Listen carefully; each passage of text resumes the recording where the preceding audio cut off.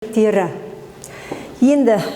бірінші есебіміз ұзындығы, экран көрініп тұр ма мынау?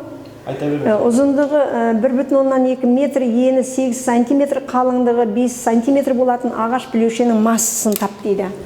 Осы жерде біз тығыздықтың формуласын жазамыз. Тығыздық масса бөлінген көлем.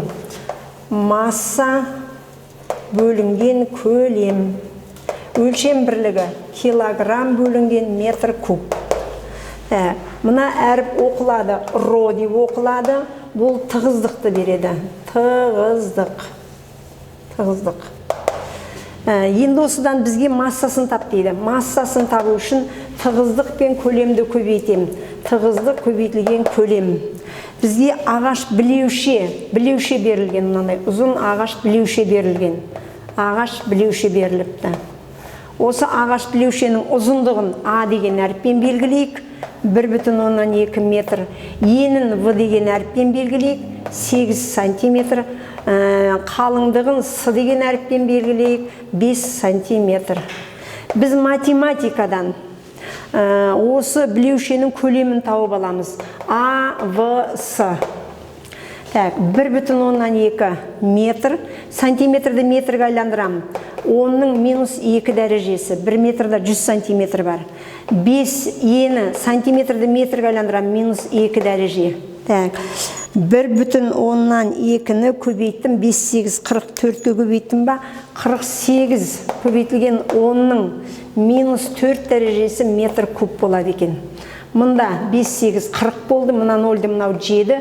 Сонда 48, оның минус 4 дәрежесі метр куб болды. Енді апарып массасын табатын болсам, тығыздығымыз 800 килограмм бөлінген метр куб. Көлеміміз 48, оның минус 4 дәрежесі, минус 4 дәрежесі метр куб. Метр куб қысқарды. 48-ді көбейтем 8-ге, 384 көбейтілген оның минус 2 дәрежесі болады. Минус 4 дәрежеден 2 дәрежені жеймін. Сонда минус 2 дәреже бұл килограмм. Немесе 2 орын сырғытам 84 килограмм. Ағаш білеушенің массасы 3,84 килограмм екен. Есебімізде көлемі 125 литр дейді. Литр массасы 100 килограмм. Массасы тең 100 килограмм болатын сұйықтың тығыздығын тап дейді. Сұйықтығын тығыздығын. Біз бұны халықаралық бірліктер жүйесіне айландыруымыз керек. Литрді метр кубқа айландырам. Өткен сабақта айтқанбыз. 1 литріміз оның минус 3 дәрежесі метр куб. Мынау өткен сабақта айтылған дүние. Сондықтан 125 көбейтілген оның минус 3 дәрежесі метр куб болады. Осыдан тығыздық деп отырғанымыз масса бөлінген көлем. Массамыз оның 2 дәрежесі деп жазсақ болады 100-ді. Бөлімінде 125, оның минус 3 дәрежесі. Минус 3 дәреже математика бойынша үстіне ыршиды. Сонда оның 5 дәрежесі бөлінген 125 тең. Бірді бөлдім 125-ке 0,0008 көбейтілген оның 5 дәрежесі. Ол дегеніміз 8. Мұнда 5 дәрежені өтірді сырғытам. 3 орын сырғыттым, артында 2 нөл келеді. Килограмм бөлінген метр куб. Тығыздығы 800 килограмм бөлінген метр куб екен. Берілген сұйығымыздың.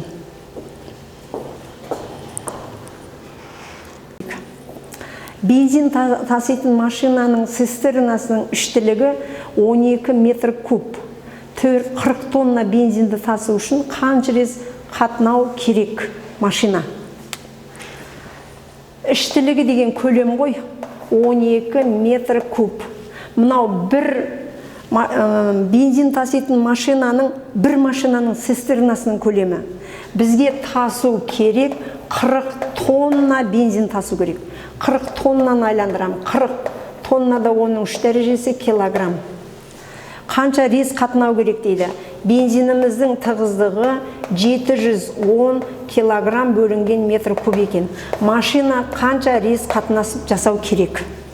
Ол үшін біз бір машина тығыздық формуламыз тұр. Тығыздық дегеніміз масса бөлінген көлем.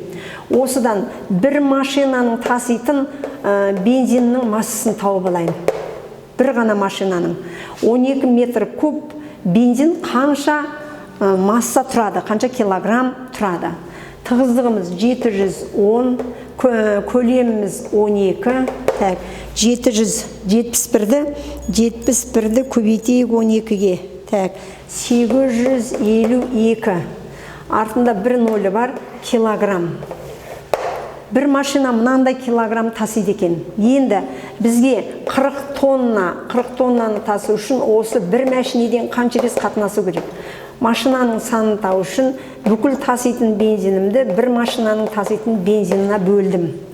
40 тоннам 10-ның 4 дәрежесі, 8-де 5 көбейтілген 10-ның 3 дәрежесі деп жазайық. 1, 2, 3 дәреже.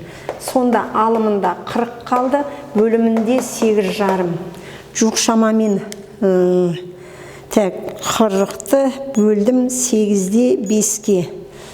Сонда шықты 4,7 рейс. Жоқ шамамен 5 рейс жасау керек екен.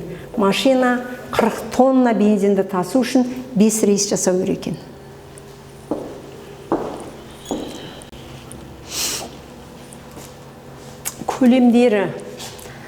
Көлемдері тең 300 сантиметр куб қалайы мен қорғасын беріліпті.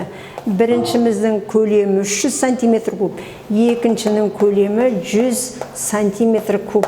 Біреуі қалайы, біреуі қорғасын, қорытпа жасалынған. Осы қорытпаның тығыздығы қандай дейді? Қорытпаның тығыздығы қандай дейді? Біріншіміз қалайымыздың тығыздығы 7,3 грамм сантиметр куб болады екен ба? Екіншісінің тығыздығы 11,3 грамм сантиметр куб. Мұнда сантиметр куб, мұнда грамм сантиметр куб. Мұнда сантиметр куб, мұнда да грамм сантиметр куб. Грамм сантиметр кубпен шығара берсек болады екен. Тығыздықты, қорытпаның тығыздығын табу үшін масса бөлінген көлем. Көлем деп отырғанымыз бізде В1 плюс В2 болып тұр. Алымында жалпы массам М1 плюс М2 болуы керек. Енді мысалы, мынада массаны табатын болсам, рове болады. Бұл бірінші болсын. Апарып қойдым орнына. Сонымен ро1 В1 плюс ро2 В2. Мында В1 плюс В2 болып тұр. Тең. Бізде берілген шамаларымыздың бәрі белгілі. Ро1 деп отырғанымыз 7,3 грамм сантиметр куб. Көлеміміз 300 сантиметр куб. Ро2-міз 11,3 сантиметр куб. Көлеміміз 100 сантиметр куб. Бөлімінде 300 бен 100-ді қоссам 400 сантиметр куб. 7,3-ті көбейттім 300-ге. 21 де 90 болып тұр. Мұнаны 3-ге көбейтсем, 100-ге көбейтсем, 11 де 30 болады. Бұған қостым, 11 де 30-ды қостым, оны бөлемін 400-ге. 400-ге бөлдім. Тең болды 8,3 грамм сантиметр куб болды. Енді бұны халықаралық бірліктер жүйесіне айландырайық. Мынандай нәрсені жаза кеткім келіп тұр сіздерге. 1 грамм бөлінген сантиметр кубымыз 1000 килограмм бөлінген метр куб болады. Неге десеңіз қараңыз, 8,3 1 граммда 10-ның минус 3 дәрежесі килограмм бар. 1 метрда 100 сантиметр, сонда 100-де 2,0 минус 6 дәреже метр куб болады. Минус 6 дәрежесіне плюс 6 болып ұршиды, сонда болады 8,3, оның 3 дәрежесі килограмм бөлінген метр куб. Демек, өтір артқа қарай 3 орын сырғиды екен. Бұл дегеніміз 8300 килограмм бөлінген метр куб. Халықаралық бірліктер жүйесімен бердік. Мыс пен алюминий екі білеуше бар. Бір білеушенің көлемі, біреуінің көлемі екіншісінен 50 сантиметр кубқа артық, ал массасы 175 граммға кем. Осы қорытпаның тығыздығын тап дейді. Бірінші дененің тығыздығы 2,7 грамм сантиметр куб, екінші дененікі 8,9 грамм сантиметр куб. Біз білеміз, тығыздық дегеніміз ем бөлінген В. Қорытпаныкі болғаннан кейін масса екеуінің, екі берілген заттың массасының қосындысы, көлемі екі заттың көлемдерінің қосындысы. Біріншінің массасы екіншіден кем дейді. Ендеше бірінші деп отырғанымыз Р1, В1, ол М1. В1-дің орнына В2 қосылған 50-ді қойдық. Сонда Р1, В2 қосылған 50 болып тұр. Мен мына ортадағын жазып алдым.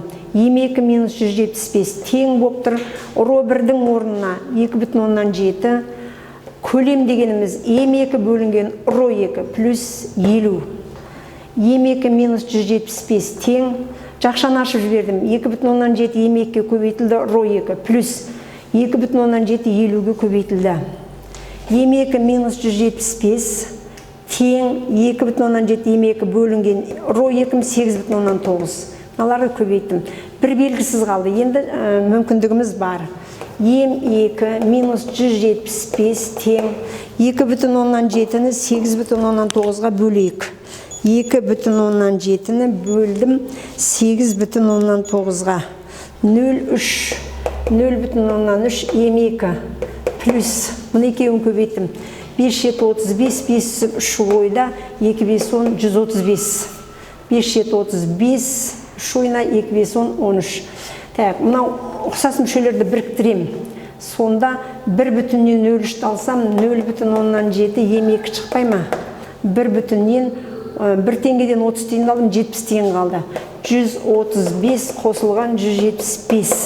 Осыдан М2-ні табатын болсам, мынауымыз 10, 11 1 ойда 310 қалды. 310 болды ма?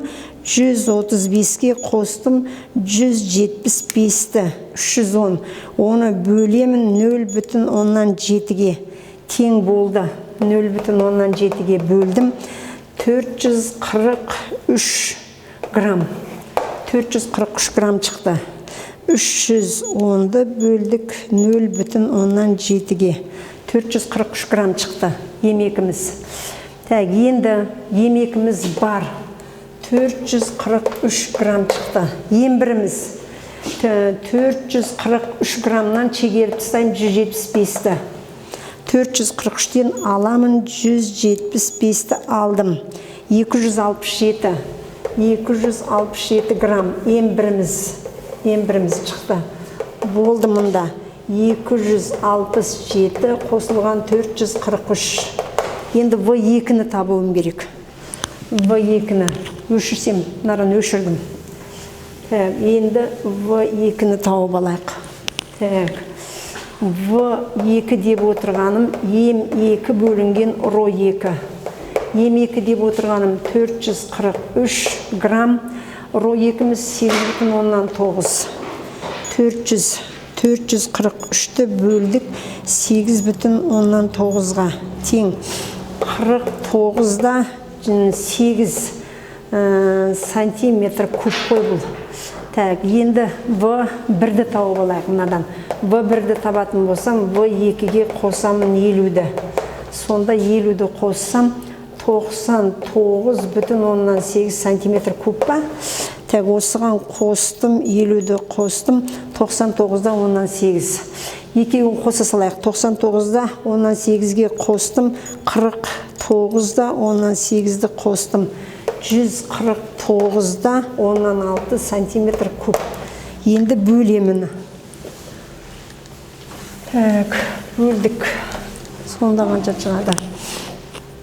Алымында 443 қосу 267 бөлдім 149-да 6-ға бөлдік. Тең болды 4,174 грамм бөлінген сантиметр куб болып тұр. Бұны жаңа айттым мен, грамм сантиметр кубты айландыру үшін өтіріш орын сырғиды.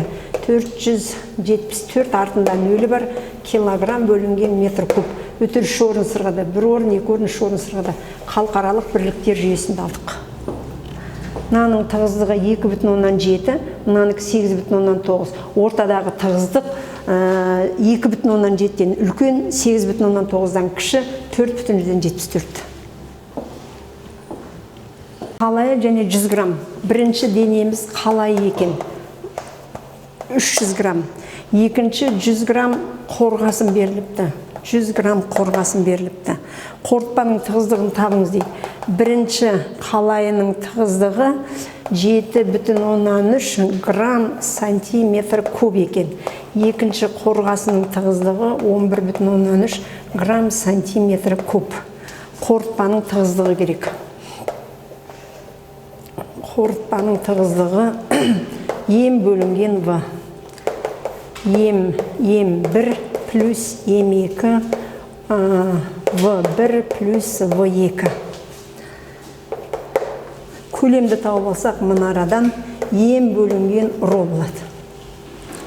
Ендеше апарып орнына қойдық. Біріншіміз 300-ге 100 қоссам 400 грамм болып тұр.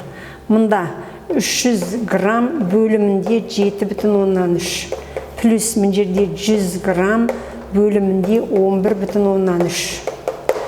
300 граммды бөлдік 7,3-ге. 41. Мынадан шықты 41 грамм бөлінген, көлем ғой бұл, сантиметр куб шығыпты. Сантиметр куб. Так, мұнарада 100-ді бөлдік 11,3-ге. Так, 8,8 сантиметр куб.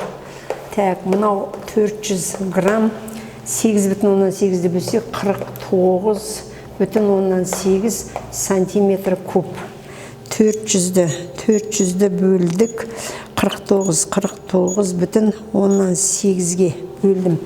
Тең 8,032 грамм бөлінген сантиметр куб. Өтір шорын артқа сырғиды. 8,80-32 килограмм бөлінген метр куб қорытпаның тығыздығы. Дұрыс қой. Так, 7,3-ден үлкен, 11,3-ден кіші, 8,032 грамм сантиметр куб.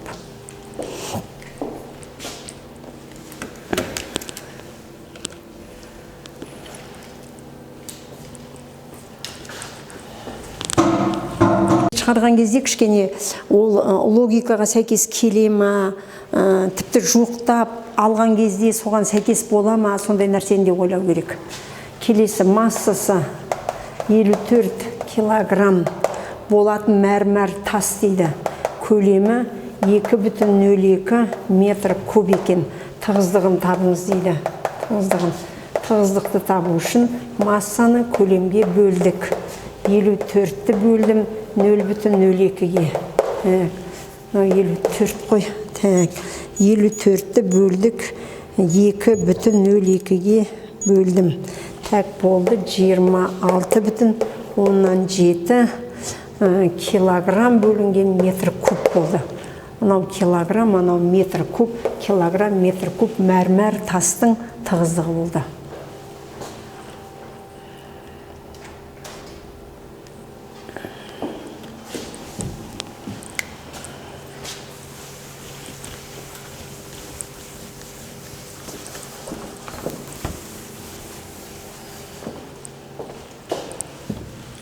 Келесі есебіміз массасы 240 грамм бос мензуркаға дейді. Мензурка бос екен. Мензурканың өзінің бос мензурканың массасы 240 грамм екен. Оған көлемі тең 75 сантиметр куб сұйық құйылыпты. Ішіне сұйық құйылған. Сұйығы бар мензурканың массасы дейді. Мензурканың массы плюс сұйықтың массымен біріктіріп алғанда 375 грамм болды дейді. Сонда ішіндегі сұйықтың массасын тауып алуымыз керек. Сұйықтың массасы мензурканың сұйықпен қосқандағы сұйығы бар мензурканың массынан бос мензурканың массын алып тастаймын. 375-тен шегердім 240-ты. Сонда болады 135 грамм. 135 грамм. Мұнда 5 қалды, 135 грамм болды. Мензуркадағы сұйықтың тығыздығын тап дейді. Мензуркадағы сұйықтың тығыздығы ем сұйықтың В сұйықтығы. 135 граммды 75 сантиметр кубқа бөлем. 135 грамм бөлемін 75-ке.